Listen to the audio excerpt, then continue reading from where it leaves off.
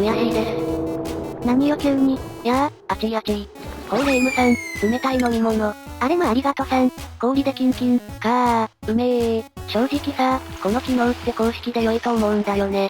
オプションでオンオフつけて。その辺の設定、結構少ないわよね。湯気サバチャンネルへようこそいらしてくださいました視聴者様。早速ですが少し困ったことになったわ。あれ少しってレベルか？そうしないと精神が持たない。まあわからんでもないが、マグマ制御実験なのですが、なんと、熱が足りなくて安定しないことが分かってしまいました。どういうこっちゃ。蒸気の温度が下がるので、タービンが止まります。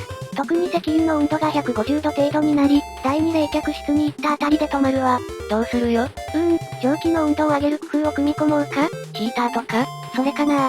オバヒ125度だから、室内には置けないけど、外に置いて熱交換プレートかな。センサをつけて自動化すればまあ、いけるでしょうけど。あ、ちなみですけど通して第2冷却まではいけることが確認できました。あとはフラグ管理と自動化ね。これ予熱室もやばいんじゃないのか？かもしれないわ。400度もあるのに足りないってどういうことなんだ？おそらく適当に構造を決めているのがまずい気がするわ。んなこと言われても、熱量を維持できる構造なんか知らないぞ。工夫あるのみね。えげつないことになってきた。調整の結果、第一冷却室の開放温度を200度にすることで蒸気の温度低下を防げました。つうかもうすでにタプタプじゃん。うちのコロニーは常にタプタプだな。予熱室は危なくて試せていません。というか別の問題が。各部屋をつなぐ使い式ドアですが、1枚だと熱伝導してしまうので3枚にしつつ、真空引きがいるのかなと思ってます。また大きな変化になるわよ。癒しが欲しい。ハイドラ姉さん。精神崩壊しそう。悔しいです。何よ急に。いや、自動化のメモリスイッチの使い道を学んだんだけど。すんげー便利じゃんこれ。なんで教えてくれなかったんだよ。いっそすがすがしい冤罪。これならフラグ管理に使えそうな気がする。心の底から安心したわ。こんな手を考えてたからね。上がフラグ入力、下がフラグ受け取りです。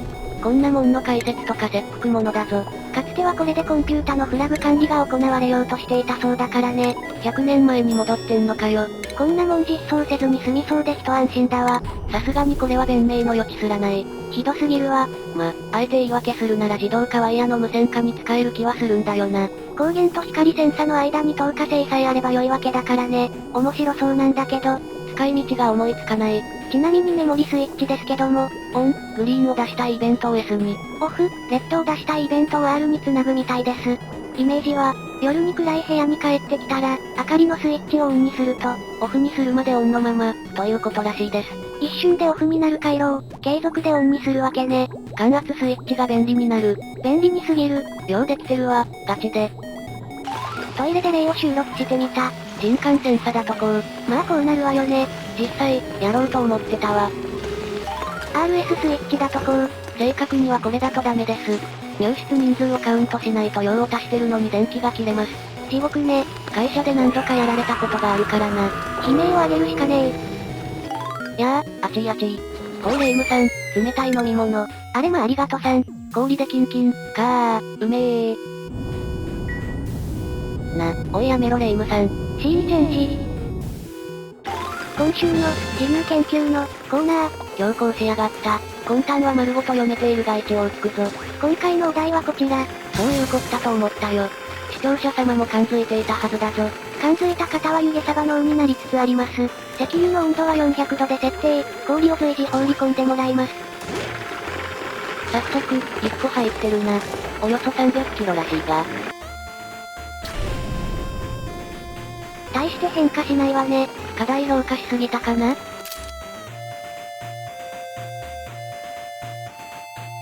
あれ、なんか、急激に下がっとる。200度も下がったぞ。トータルで評価は4つ、ほぼ 1.2 トン入ったけども、これは、使える。いやいや、待て待て。どうやって氷の作成と投入を自動化すんだよ。製氷機って自動化できないのかしら？そもそも原料の水を掃除機が吸えないのでは？まあその検証は後にして、さらに評価を投入してもらいましょう。番組の途中ですがここで結論です。トータル6つほどの評価を投入した結果、50度程度まで下がりました。やばいなこれ。誰もやってないのがさらにヤバさを際立たせる。製氷関係を自動化できたら、実装の価値はあるぞ。冷静に問題視するとすれば、蒸気の扱いね。吸気ポンプですって、何らかの製氷室に戻すしかないのでは？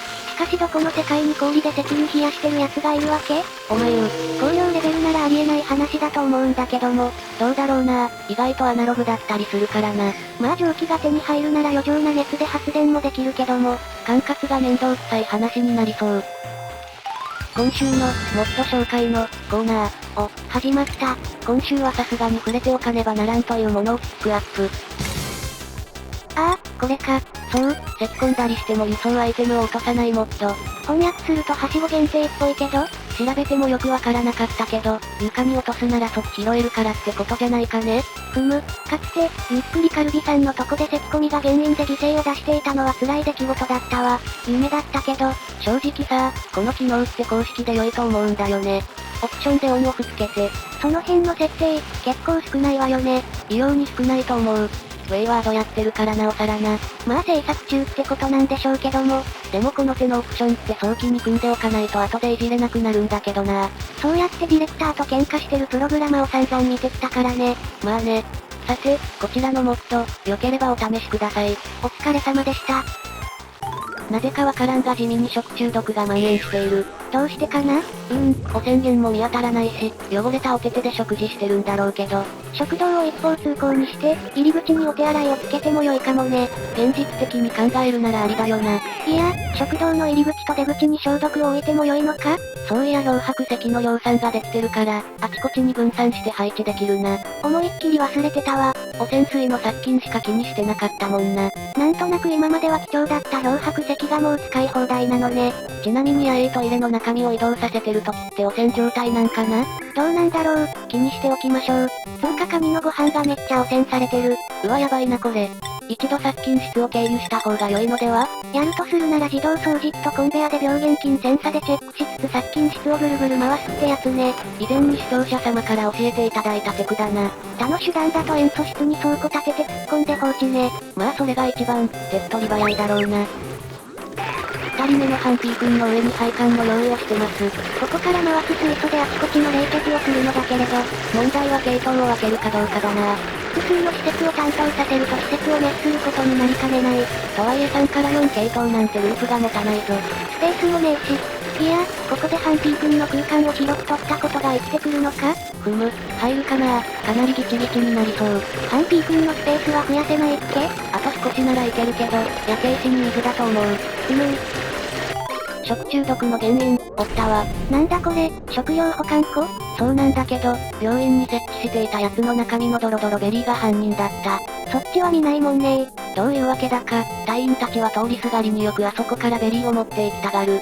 それで被害が出ていたのか。全部、破棄できるっけ？堆肥にするって項目があったと思うけど見当たらない。まあ始末しておきましょう。150キロもある。それはまた豪快にやったわね。どうしてこうなったかな？病院側の保管庫の優先度を上げて、パンパンにしようとした際の移動時にやったとか？汚れた手で移動させたか。しばらくは病原菌レイヤーを細かく見ておきますか。それが良いだろうな。こんなんで崩壊はしないと思うが。相変わらずストレスは0%でビタだから大丈夫だと思うけど、本当に見えないとこから忍び寄ってくるな。